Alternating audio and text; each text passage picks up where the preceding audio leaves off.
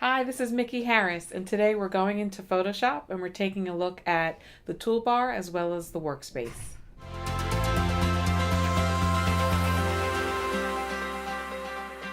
So we're going into Photoshop today and we're going to look at some key spaces where you're going to be working. If you have Photoshop open and your image is in the window, you look to the left and there is a toolbar which gives a lot of options for what you can do when you're going to work on this image. For journalism purposes, there's one simple tool that you will use the most, and that is the crop tool. You navigate down to the crop tool, and that's where, as you can see in our tutorial about cropping, you select the crop tool and then can use it for cropping your image.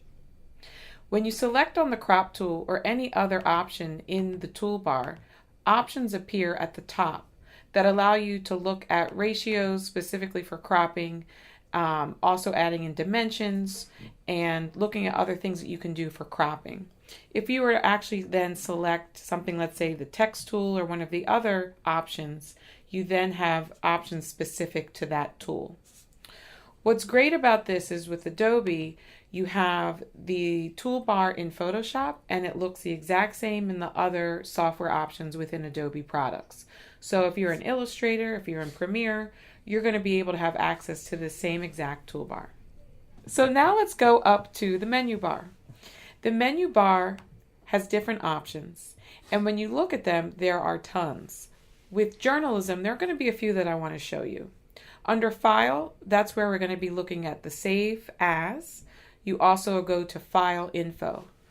When you go into Edit, there may not be many things that you go into there, so you can explore that on your own.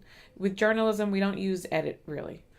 With Image, that's where you can go and be able to adjust your brightness and contrast, and you can see information when we talked about levels and curves. So if we navigate now to the window option, you have the option to set up your workspace however you want. And you can pull up the different windows, but what I want you to do is go to the History window as well as Layers. Those are the two that you'll use most in journalism. If we go to History, we have the actions that we've done up to that point. And so I had opened this up, toned this image a bit, and added some contrast and curves. Let's just do a crop quickly. And we realized, wait, I don't want to crop it that way. You have the option of hitting Command Z to go back one. But if you want to go back more than one, you're going to need the History tool. So let's just make a few changes to this image. And now we want to go back to the original image and select Open. So we're back to where we were.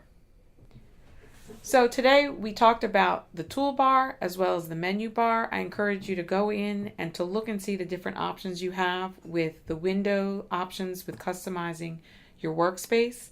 But know for journalism, we're trying to make sure less is more. And so when it comes to the toolbar, you're looking to crop. And when it comes to the menu, you're mainly looking at saving, you're looking at file information, levels, curves, and then customizing the window so you have the option to go back with the history.